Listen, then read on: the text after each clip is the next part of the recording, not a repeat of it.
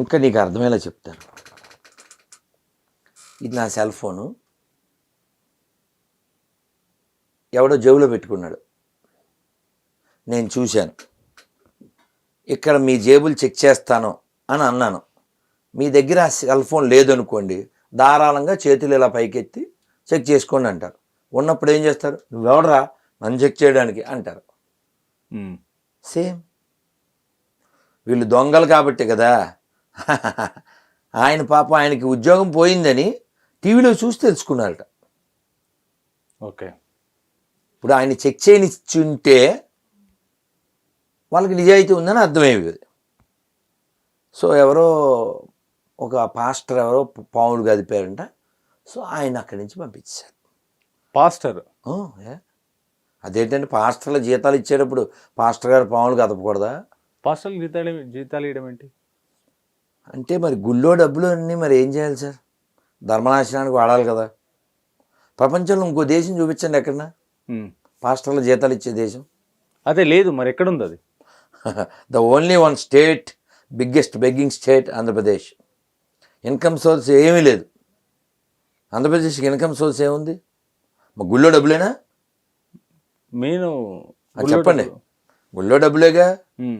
గుళ్ళో డబ్బులు ఎత్తుకుపోయి దొంగలకి ఇచ్చేది. లాస్ట్ టైం మనం మాట్లాడితే కూడా మన ట్రోల్స్ కూడా జరిగినాయి. శ్రీవాణి ట్రస్ట్ పోనీ చెప్పండి. శ్రీవాణి ట్రస్టు గత 4 ఏళ్ళుగా 100 కోట్లు వసూలు చేసింది వ్యాపారం చేసి. ఎప్పుడైనా ఎయిర్పోర్ట్లో దిగు తిరుపతిలో అక్కడే కౌంటర్ ఉంటుంది. శ్రీవాణి ట్రస్ట్ 10,500 ఇప్పుడు పొద్దున్న దర్శనం, ఫుల్ వ్యాపారం. మరి అక్నాలజ్మెంట్ 10,000 రూపాయలు ఇవ్వరా సార్? ఇస్తే ఏంటి? ఆ డబ్బులు ఎక్కడికి వెళ్ళినా చెప్పు. ఏదో 600 గుళ్ళు కట్టామన్నారు. చూపించి ఒక 6 గుళ్ళు. నువ్వు చర్చి నుంచి రూపాయి తేలేవుగా, మసీద్ నుంచి రూపాయి తేలేవుగా. వాళ్ళకి జీతాలు ఎందుకు ఇవ్వాలి? గుళ్ళో డబ్బులు ఎత్తుపోయి. మొన్నే హాజయాత్రకి 18 కోట్లు ఎంతో. మేము మా దేశంలో మా గుళ్ళకి వెళ్తుంటే ట్యాక్సులు కడుతూ మళ్ళీ ప్రతి గుడి ట్యాక్స్ కడద్ది తెలుసా? తెలుసు. గవర్నమెంట్కి. మసీద్ నుంచి ఏం రావు. అదే మన పాత బస్తీలోకి వెళ్ళు, కరెంటు బిల్లు అడిగితే కొట్టారు. మన పెద్ద ముక్కసారేమో వాళ్ళకి గుడి భూములు ఇచ్చేస్తాడు. మొన్న ఏదో పోస్ట్ చూశాను, ఎంతవరకు నిజం నాకు తెలీదు. అప్పట్లో మన్మోహన్ సింగ్, ఇప్పుడు కేసీఆర్ అనుకుంటున్నారు. అప్పుడు మన్మోహన్ సింగ్, ఇప్పుడు కేసీఆర్. మన్మోహన్ సింగ్ అలాంటి డైలాగ్ ఒకటి వాడాడు. ఈ దేశంలో ఉంది, పేపర్ కటింగ్స్ ఇప్పుడు కూడా ఉన్నాయి. ఈ దేశంలో ప్రతి వనరు మీద హక్కు ప్రతి భారతీయుడిది అంటే వాడు అన్నం తిన్నట్టు. కానీ ఏమన్నాడంటే ఈ దేశంలో ప్రతి వనరు మీద మొదటి హక్కు ముస్లింది అన్నాడు. ఏం తింటారో నాకు అర్థం కాదు అసలు. అక్కడెక్కడో అమెరికాలో వచ్చేది. ఇక్కడ కూడా ఇలాంటి డైలాగు మన పెద్ద ముక్కసారి వాడాడని విన్నా. తెలంగాణ కోసం చచ్చిన వాళ్ళు ఒక్క ముస్లిం లేడు. శ్రీకాంతాచార్య చచ్చిపోయాడు, యాదా చచ్చిపోయాడు, ఇంకోటి చచ్చిపోయాడు, 1200 మంది చచ్చిపోయారు. ఒక క్రిస్టియన్ లేడు. అది అసలు వీళ్ళు వాళ్ళ సంఖ్య ఎందుకు నాటుతుందో నాకు అర్థం కాదు. ఈ వీడియో చూశాను ఇవాళ నిన్న. ఎక్కడ ఖాళీ జాగాలంటే అవన్నీ వక్ఫ్ భూమికి ఇచ్చేస్తారట పెద్ద ముక్కసారు. వాళ్ళకి జ్యుడిషియల్ అధికారులు కూడా ఇస్తారట. అసలు సెక్యులర్ అంటే ఏంటండి? క్రిస్టియన్స్కి ముస్లిమ్స్ సంకనాగడమా? గుళ్ళో డబ్బులు ఎత్తుపోవడమా? సో మన దేశాన్ని 2-3 ముక్కలు చేసిన పార్టీ ఒకటి ఉంది. ఏ పార్టీ సార్ అది? ఈ దేశాన్ని పాకిస్తాన్గా, ఈ దేశాన్ని బంగ్లాదేశ్గా విడగొట్టించిన పార్టీ. వాళ్ళు ఆ అనౌన్స్మెంట్ చేశారు. అది ఒక ఛానల్లో వచ్చింది. ఏమనంటే నేషనల్ మీడియా, అది నేషనల్ మీడియా ఇంగ్లీష్లో. సో ఏంటి వాళ్ళు ఇచ్చిన స్టేట్మెంట్ అంటే they are going to give 20 lakhs for each Muslim youngsters. Muslims కోసమే హాస్పిటల్స్, ఇంకా చాలా ఇచ్చారు కదా. ముస్లిమ్స్ కోసం మాత్రమే హాస్పిటల్, ముస్లిమ్స్ కోసం ముస్లిం యూత్స్కి 20 లక్షలు ఇవ్వడం, ఇంకా మొత్తం ప్రయారిటీ టు ముస్లిమ్స్ అనమాట. అంటే తెలంగాణ గవర్నమెంట్లోనా? తెలంగాణలో వాళ్ళు ఇంప్లిమెంట్ చేస్తారట. వాళ్ళు తెలంగాణ ఇంప్లిమెంట్ చేస్తారట వాళ్ళు వస్తే.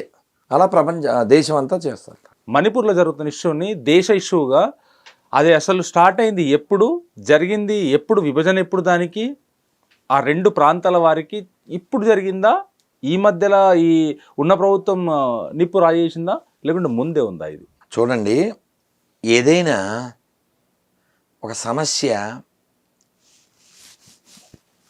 కనబడినప్పుడు మాత్రం ఎవరున్నారో వాళ్ళ మీద తోయడానికి లేదు. ఆ సమస్య మూలం ఎవరు, ఎలా వచ్చింది మనం చూడొచ్చు. ఎటువంటి అధికారాలు ఎవరెవరికి ఇవ్వబడింది. అసలు నాగా, ఆ ప్లేస్ పేరు నాగాలాండ్, మణిపూర్, అస్సాం, సిక్కిం, అరుణాచల్ ప్రదేశ్, మిజోరాం, రైట్. ఈ 7టిని ఏమంటారు? 7 సిస్టర్స్. వాస్తవం. నాగా సాధువులు ఎక్కువ ఉండేవాళ్ళు కాబట్టి దాన్ని నాగాలాండ్ అన్నారు. అలాంటి చోట అసలు నాగా సాధువులు రాకుండా వాడు రూల్ తీసుకొచ్చాడు. నాగాలాండ్లో నాగా సాధువులు లేకుండా నెహ్రూ టైంలో ఎన్ని వేల మందిని సార్ అప్పుడు చంపింది? చాలా, కొన్ని వేల మందిని. ఎందుకు అంటే నెహ్రూ యొక్క బయోగ్రఫీలో అతను రాసుకున్నాడు. ఇప్పటికీ మనం చూడొచ్చు ద డిస్కవరీ ఆఫ్ ఇండియాలో. ఏమనంటే by education I'm a Christian, by culture I'm a Muslim, unfortunately I born as Hindu. అది అతని మాటలు. వీడియోస్ ఉన్నాయి మనకి, ఇంకా ఎవిడెన్సు. మొన్న కూడా వీడియో చూశాను. Why India facing food problem అంటే Indians taking 3 times food, they are eating more అంటాడు. అంటే తినొద్దా? 3 పూటలు తినకూడదా? అసలు దీని పేరు అన్నపూర్ణ. మనం ఎంతోమందికి అన్నం పెట్టిన వాళ్ళం. అతని స్టేట్మెంట్లు అలా ఉన్నాయి. అదొకటే కాదు, మనం చూడొచ్చు. మీరు ఎప్పుడైనా చూడండి,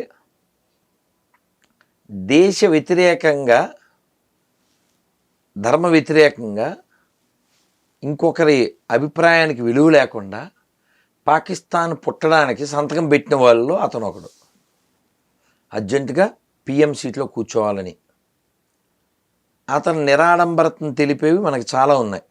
ఈ పువ్వుల కోసం, పువ్వులు ఇక్కడ పెట్టుకునే పువ్వుల కోసం 5 కిలోమీటర్లో లేకపోతే 500 కిలోమీటర్లో మనుషులను పంపి తెప్పించారు. ఇవి ఫన్నీ విషయాలు అనుకోండి. మీకు గోపీచంద్ కానీ ధ్యాన్ చంద్ గుర్తున్నాడా? ధ్యాన్ చంద్ గారు అంత గొప్ప వాళ్ళు. పాపం వాళ్ళకి ప్రాక్టీస్ చేయడానికి బూట్లు లేవు. బూట్లు లేనప్పుడు ఈయన సిగరెట్లు కాల్చేవాడు. ఉట్టి కాళ్ళతోటి ఆకాడిన ఉట్టి కాలు పాపం. అది పరిస్థితి. అలాగే